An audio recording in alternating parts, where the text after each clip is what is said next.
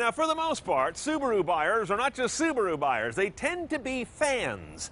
So what will the fan base think of this new Forester? The 2014 has more all around, more high-tech, and less towing capacity. Let's drive this 2.5i Limited and check the tech.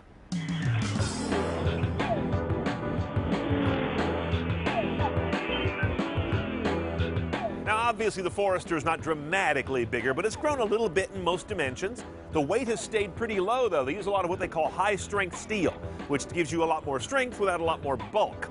You're also going to spot one easily by the new face. Much boxier, much more aggressive, if you will, and no longer do the headlights flow into the grille. It's an easy way to spot one, or just look inside. If it's got a CVT transmission, it's got to be a 2014. That's all new.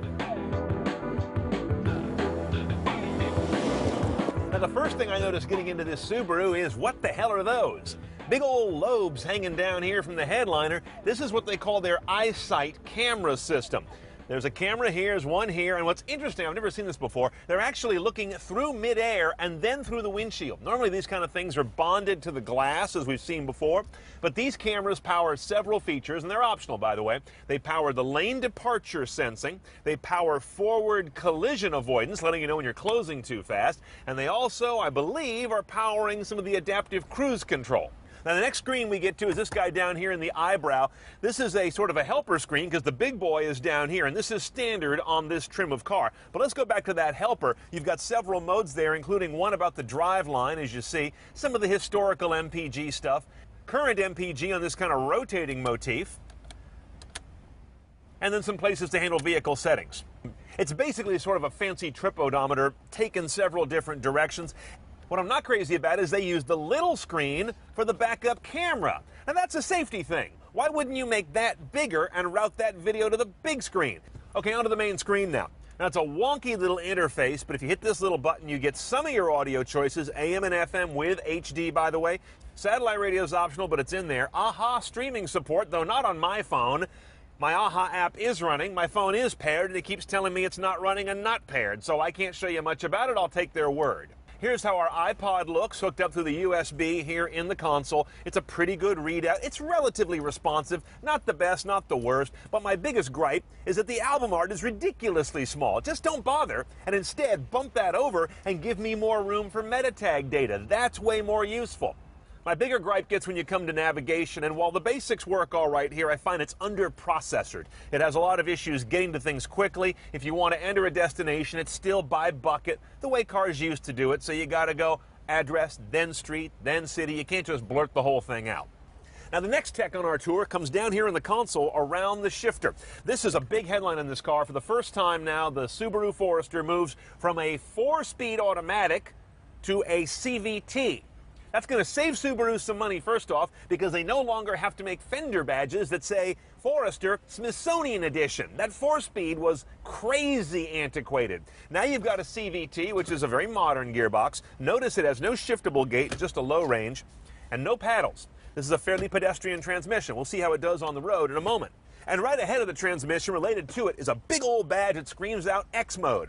It doesn't turn you into a superhero. Instead, it engages kind of an all-encompassing get-me-out-of-trouble mode. If you press this button, you see something change up here on the screen, and now the computer is taking control of the details of accelerator, of independent wheel braking, of how the transmission holds a low gear, of how the all-wheel drive clutch is biasing power. It basically says, let me handle the off-road mode, and I will crawl out of whatever you're in. Now, because we're in a 2.5i Touring, which is kind of mid-high level, we have a lot of niceties in this guy. Did you notice this big panoramic roof? This guy is standard. There's no optional cost on that, and it's one of the biggest ones in the business. You've got a power liftgate also included, and that rear camera I showed you, small as it is also thrown in.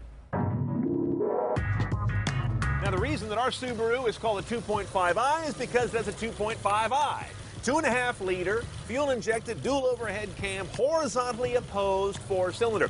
Subaru's got their whole DNA tied up in this engine and all-wheel drive.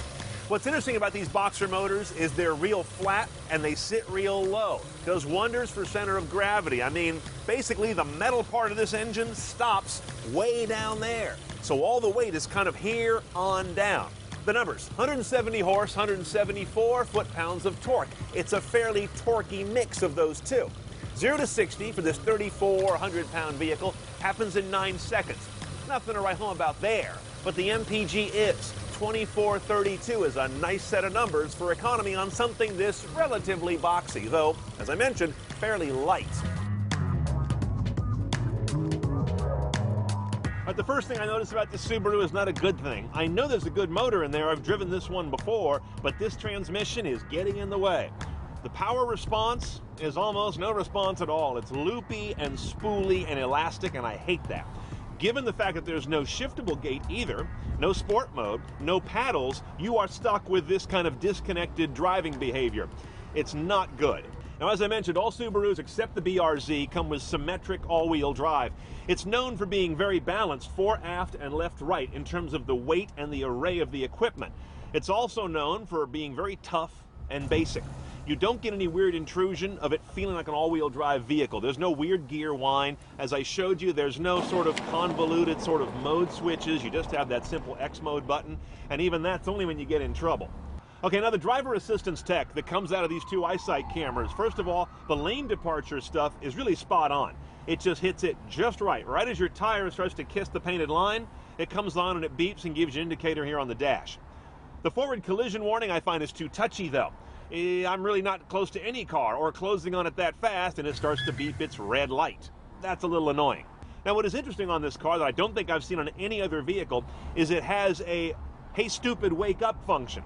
If you're at a red light and the traffic ahead of you starts to move and you don't after about 2 car lengths, it beeps and says car ahead of you has moved, telling you to stop looking at your damn phone and start driving again in traffic. Okay, let's price the new 14 Forester in this 2.5i Limited trim. This is mid-high in the range. And remember, all-wheel drive is thrown in. $30,008. On top of that, $2,400 will take you CNET style. That's for the eyesight package. Adds in those 2 cameras that help power adaptive cruise control, lane departure warning, forward collision warning, and they also roll in high-intensity discharge headlights. It's a pretty good value. And it's a nice basket of stuff, though note, you cannot get blind spot tech on this car. All in about $33,200 for what has been a pretty modest revision on the outside, but a big change in a lot of the guts.